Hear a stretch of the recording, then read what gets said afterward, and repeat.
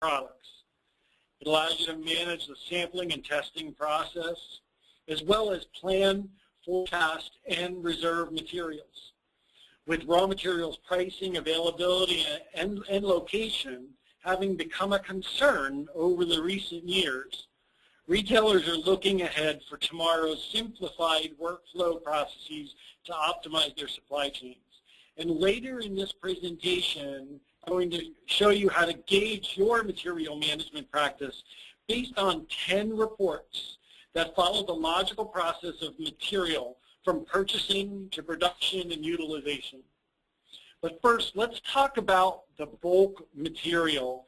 And I'm going to focus on cotton alone, as it's one of the most widely used raw materials in the apparel space.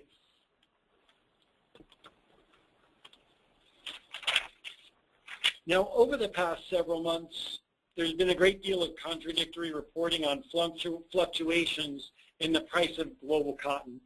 Some media outlets predict that the global crop will be smaller this year, and lower prices carried over from last year have encouraged farmers to plant crops that are other than cotton. And then by restricting supply, there are observers that fear that lower supplies of cotton will eventually translate into higher prices. Mill demand will eventually increase beyond the current levels.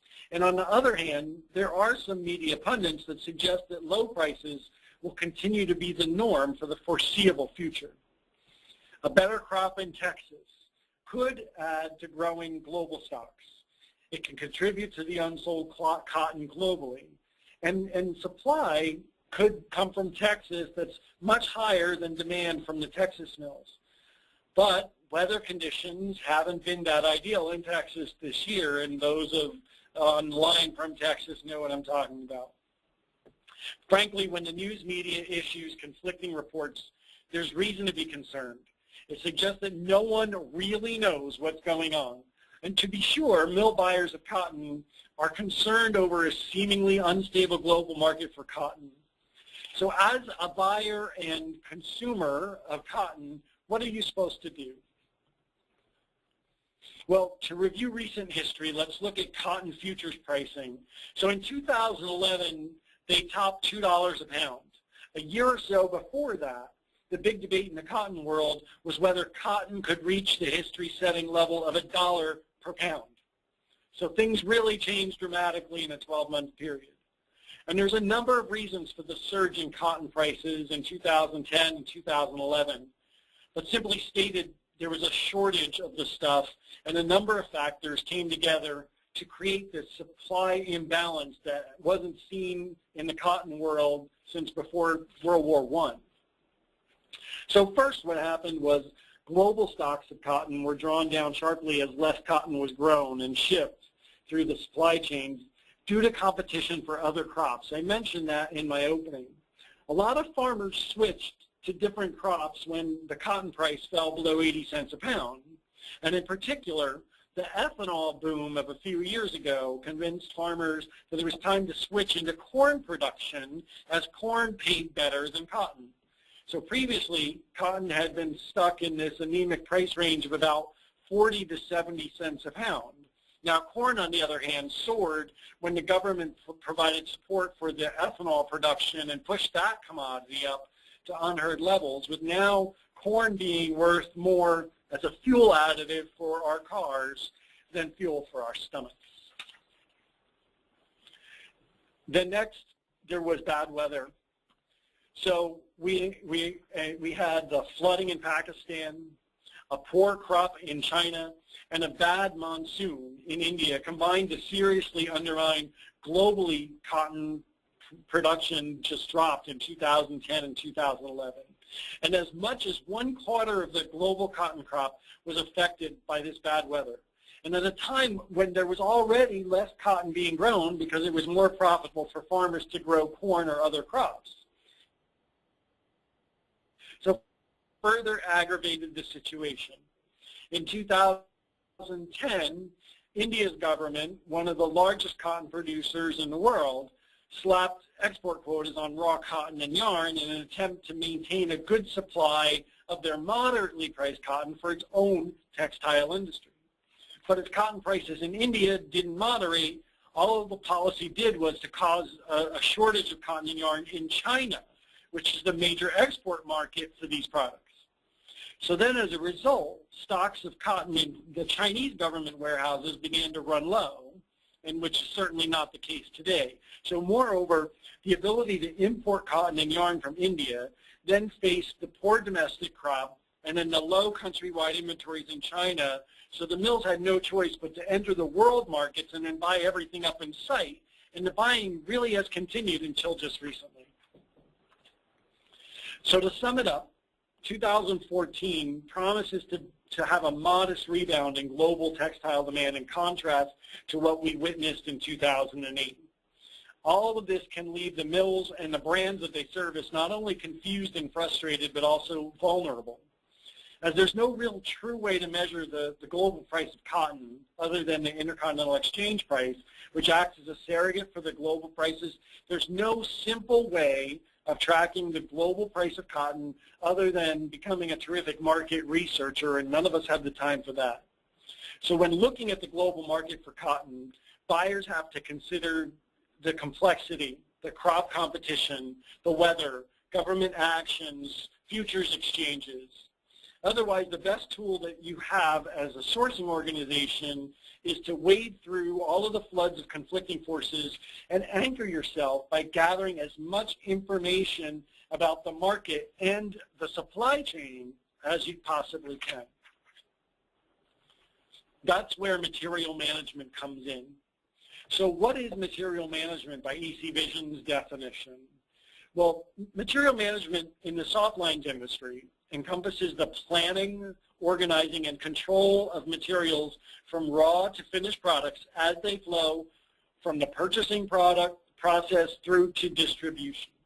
And as a critical process in the supply chain cycle, material management can deliver high product return on investment and margin from cost savings if you are purchasing, committing, or reallocating your raw materials. And this serves as a function for your organization to access and distribute materials efficiently at a minimized cost while still maintaining the quality that you need. So what makes material management tough? Well, as I said, raw materials consist of fabrics, trim, and other hardware which make up the finished product. And by managing raw materials and keeping the cost down, your customers have a competitive advantage in the industry. Raw material management is complex. I said that before. And given your organizational structure and any technology barriers, there really has to be other key things considered. You have multiple departments that are all involved in the whole material development and have input into that. You have design and sourcing and merchandise production. You then have multiple offices worldwide. Everyone needs their hand in this. There's multiple systems that are used to create and capture information. And often these systems aren't integrated either together or between parties. There's the duplicated data entry and tasks that are involved, and communication sometimes is offline. Remember, we're talking about tier 3 suppliers in a lot of instances, and communication isn't as efficient as we'd like it to be. Finally, there's no systematic way to analyze and report usage and performance. So this all increases the complexity of material management. So as a brand or retailer, how can you respond? Well, the best way is to adopt a software solution that makes dramatic improvements by enhancing collaboration among the distinctive internal and external groups and standardizing processes and documents between you. Then acting as a central knowledge base, this solution can store and share all the related data that provides visibility into the entire supply stream. And it unifies all of the people and the data that go with those people in this single solution, and it results in a realistic raw material sourcing process that enables you to maintain margins, reduce cycle times, and improve time to market speed. So what are the basics of a collaborative material management or CMM business practice? Well, at the core, your brand first needs to collaborate with suppliers on design concepts to deliver innovative products that sell through. And you need to reduce the sampling, testing, and adoption processes by collaborating electronically instead of having to send samples and do testing through the mail. You need to cost and buy material early in the production planning stage and lock in prices when they're optimal. And in order to help the brand on cost of raw material tracking, a CMM best practice provides a place for users to record the periodic price fluctuations that I talked about of these key fibers. Now, key fibers really can be anything other than cotton. I just use cotton as a single instance. It could be polyester, nylon, or leather, whatever you use most in your essentials. And then using this data, you can review the impact that these price fluctuations have on material sourcing and the eventual cost of your product that you pay to your finished good factory. Appropriate actions can then be taken, such as yarn and fabric reservations, or even raw material reservations at the basic level, like leather. And it'll allow you as a brand to gain the minimum cost of material rather than paying too much. The other aspect is to move to a reserve early, purchase later methodology. And this is a methodology that we've seen in place at some of the brands that we work with. It ensures that production stays on course while delaying any of the financial liability that you normally see in a material reservation. And the material reservation in the CMM module is designed especially for long-running programs such as the essential or core fabrics that are used all year round. Ideally, if you think of a t-shirt manufacturer, you know that cotton and poly are the number one and number two fibers you need to be concerned with. Next, you need to track those committed quantities versus the actual orders placed, whether it be a finished good order or a raw material purchase order, to determine how much you've utilized within your category or your brand. And then finally, you can minimize your material liability and reduce your costs by cross-utilizing what you've already reserved or committed to.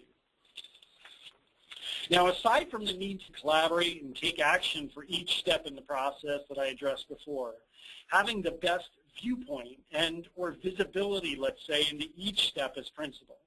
So I'm going to walk through these 10 remarkable reports that will demonstrate the power to effectively manage the collaborative material management process.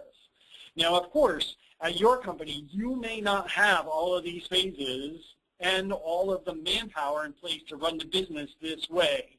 This is only an ideal scenario.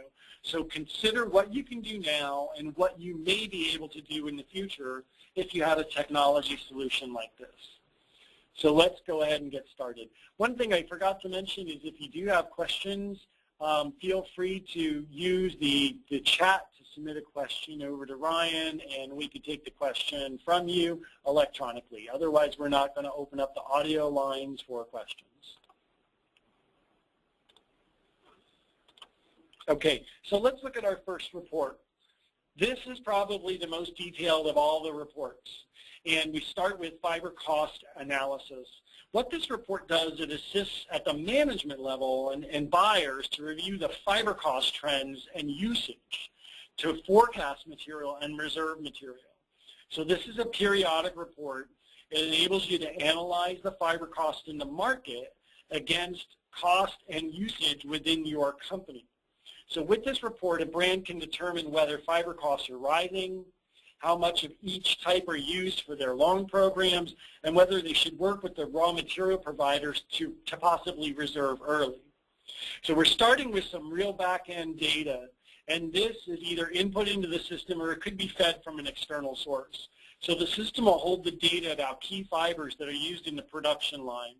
So this could be, again, cotton, poly, nylon, linen, acrylic, wool, leather, anything that you primarily use in your categories or product lines. So first, we see a report that's the data on the raw material price on the market, and that's pulled in. And we can see here that we have the cotton price and what the U.S. cotton price is today, and we can look at those fluctuations. And the graph illustrates the upward and downward trend of cost. The next thing we do is we pull in a report that shows the difference month by month and what that the percentage of difference is going to be and how much that's changed. The data is pulled in from the historical raw material purchase orders that we maintain in the system for the brand. And this provides the means to determine the amounts that were purchased or used in the past. And from this data, it allows you to deduce the total percentage of a fiber type that's used in a product line or brand. And this then provides the ability to forecast total fiber demand with the mills or raw material suppliers. Okay. The key to this, again, is that raw material purchase order, and it needs to be part of the data that's captured. It's a feature that we have in ecVision's collaborative material management solution.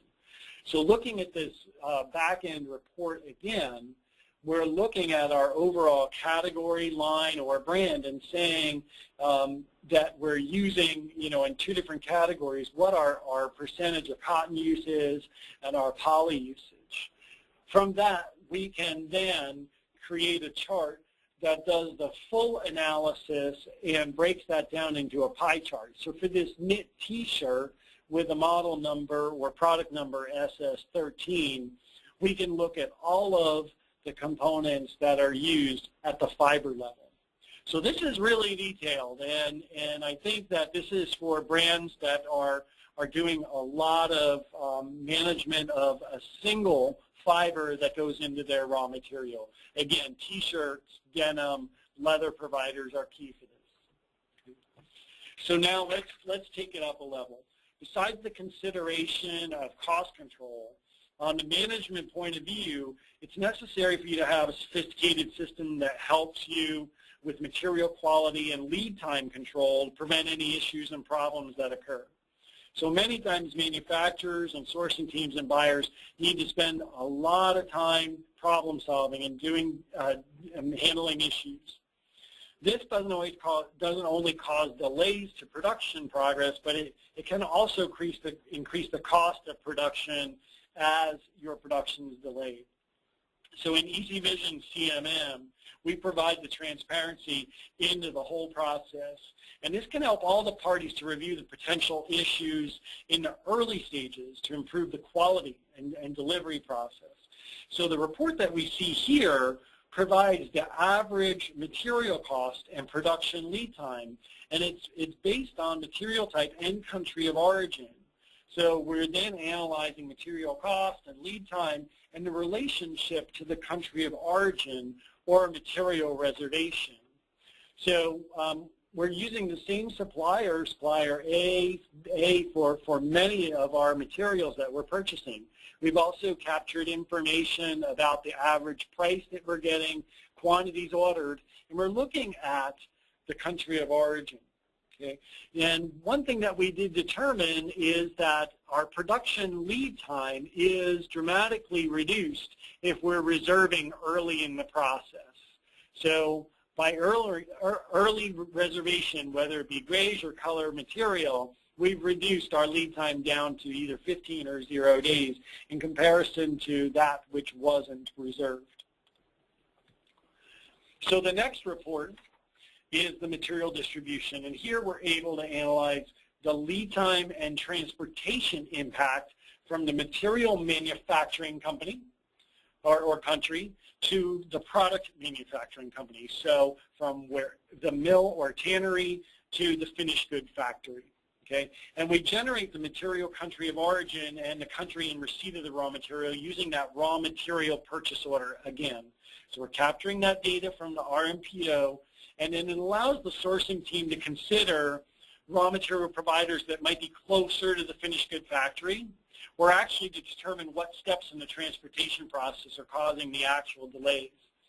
Here we're looking at two separate suppliers, but we're looking and seeing, well, that when the supplier tells us when the material actually checked out, we could see that that it went out the door from the mill or tannery, and how much time it's taking in production and customs, and what the total lead time is.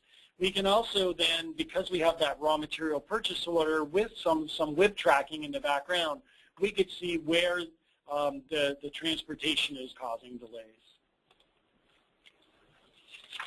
The next report is really an executive level, and this might be for your merchandisers or buyers at the raw material level. It allows you to review year-over-year business growth with the suppliers and work with them on a strategic supplier development plan. What we've done is generate the business volume of the individual suppliers by product type and their ranking. So here we've got a supplier ranking. And you might only do this with, your top suppliers or the ones that are giving you the highest. But what it allows you to do is to see if you are giving more volume to a certain supplier, and if because of that increased relationship through volume and orders, are they giving you a better material cost, or is the material cost still going up? So it gives you negotiation chips to hedge with your suppliers. Now we're going to look at that material forecast, and this could be done on a fiber level or on a raw material level. But this allows you to review how accurate your material forecast was. So when you're working with your mills and tanneries or other raw material providers, you're going to give them an initial forecast, but then you want to see how accurate your forecast was and the impact on the material liability. So this is a great risk management tool. So for this, we have 3 different suppliers, but they're all supplying similar materials. Okay, so they're all a cotton. One is are the same material except a different weight. But we're looking at what our forecast quantities are and how much we actually reserved. But then we look at our usage and we capture that usage in a time period. And so we're saying, well, within a 6-month time frame, this is what our usage was. And it shows us in total what our leftover amount was based on our reservation. Now, this reservation might be what's called a soft commitment, or it could be a hard commitment with financial liability. And in this report, we did capture that financial liability, showing that because we overcommitted ourselves, we have a liability. Even after reallocation and expiration, we still have a liability of $17,000 to supplier D. So this is, again, reflecting forecast accuracy. Okay. Tied in with that, we're looking at material liability, and we want to know what that impact is, but more so what the root cause of that liability is, and then the percentage of reallocation. So just to explain quickly about reallocation, this is where a brand can share raw material commitments across categories. So if Children's is using a certain fabric type and for some reason they need to stop the run on the product that's using that fabric, they want to then share that allocation or reservation with other categories in the brand. And so that's a capability in ecVision's material management module. Here we see that we were able to reallocate some of our initial reservations, but we still do have some issues. So we had to cancel a PO, and we definitely over-reserved on this material. So somebody was really off base. So it shows us we were able to reallocate at least 44%, but we still have financial liability on this material. So next we're going to roll back to some development and look at development and material development. Not every brand or retailer is doing material development, but those that are, you need to really evaluate the performance of the materials. And so here it's a very simple report that talks about the materials developed by different suppliers, what season it's going to fit in, and the fabric type, and it's all the same, but we're looking here to see how far this went in development and what the adoption rate was, and we're pulling in some average material price. So we're looking at the different stages where it's hanger-only, sample yardage, or did we move into bulk sampling with this, and then how readily these materials were adopted from each supplier. So this will help you determine what suppliers you want to work with and move ahead with for your future production. Report number 8 has another back-end report, and this is allows you to review requirements, it's likely that you're only going to rank your top 10 raw material suppliers with this report. And maybe some of these reports are only going to do that. And you want to look at the best and worst delivery performance. You might want to pit your suppliers against each other. So for this, we're looking at the top 4 suppliers. They rank the best. We have a supplier code, country of origin, and material type. But we're then looking at who had on-time delivery, and if that delivery was late, by how many days were they late? The beauty is that in the system, we give you executive dashboards that allow you to display this graphically. You could drill down into that other report that's in the back end, but most likely you want to see this report and see that, for my supplier base of my top suppliers, 75% were on time. So maybe I want to do some work with delivery performance. This could also be rolled into an overall supplier scorecard. Report number 9. Okay, this is a report that allows you to review on-time submission rate and the impact of delivery. So we're looking at our lab dips, our strike-offs, and then move into bulk submission, and whether the number of times, the frequency of submissions we needed to do our lab dips and strike-offs caused any delays down the line. Okay, so this is another very detailed report that gives you great insight. So in this case, supplier A obviously needs some improvement if they want to catch up with supplier C. It's the same fabric. Supplier C didn't have to test as many, and they had a better on-time delivery rate because of that. Showing your suppliers this, you could even share these reports with them. In ecVision, we allow you to share reports with other parties, and they can only see their information. They won't see who these other suppliers are. But this shows different suppliers how they're ranked up against their competitors. And the last remarkable report is report number 10, and this is looking at material quality performance and allows you to review the performance on material approvals. And it really has to do with the quality control of material production based on each supplier. You can review the most test failure items and look at quality improvement and work closely to remediate and enhance your supplier relationship. Okay, so in this case, we're looking at the frequency of failures. We're also pulling in, to see whether there are certain colors that are higher test failures at different points. But also important is, pulling in the order quantity and seeing, well, am I doing higher volume with a certain supplier? And if I am, does that cause the performance of the material then to fade and to fall down? So these are the 10 reports that we typically can. What it's done is given you a scenario where you can, manage your materials in a situation where there's overwhelming demand to do that. And in the industry right now, it's difficult. You're in a rut forecasting and looking at your goals and looking at your product supply stream. So there's a lot of questions about supply chain strategies. And that said, organizations like yours are in search of efficient solutions that matches the supply with the demand in the supply chain process.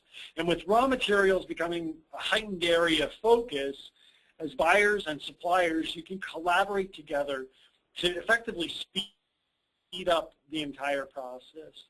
And then we talked about those concerns about cost and speed to market, which was what I first started the presentation about.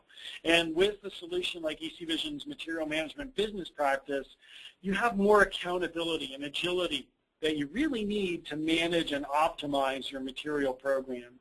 It allows you to monitor the market prices for fiber and to gauge cost and margins to see if you're really getting a fair deal, and to determine the actual amount you need by product line category or for individual brands.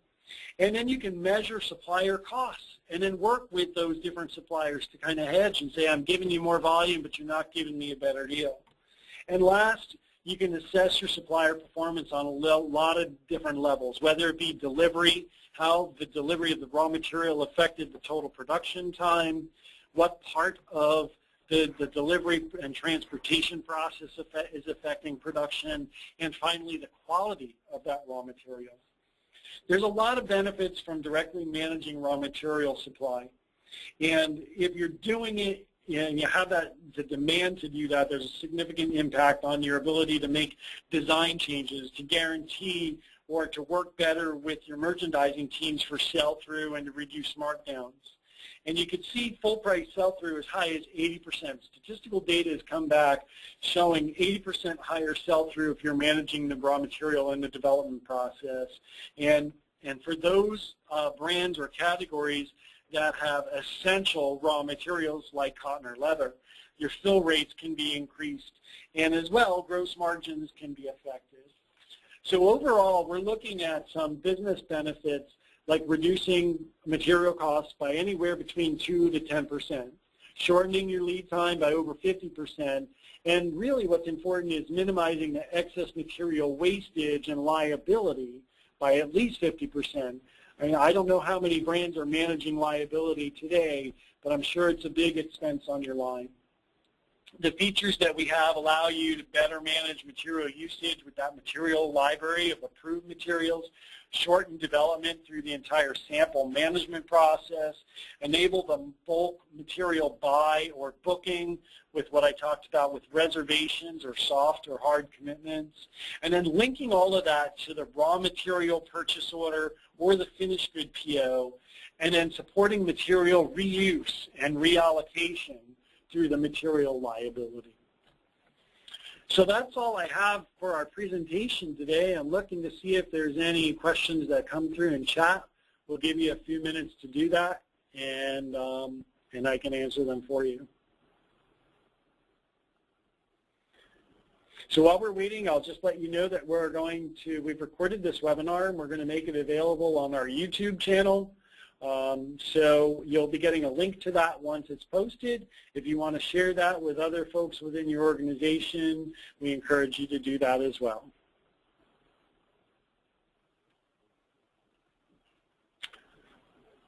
So I see no typing fingers in our chat box.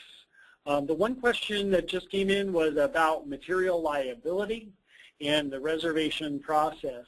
And so I mentioned before that not every brand does a hard material reservation, but we as a business practice endorse that you actually work out at least a soft commitment. Some of the brands that we work with have these soft commitments in place, and again, it enables you to really minimize any cost increases and speed to market. So thanks everybody for your time today. Enjoy the rest of your day, and thank you for attending.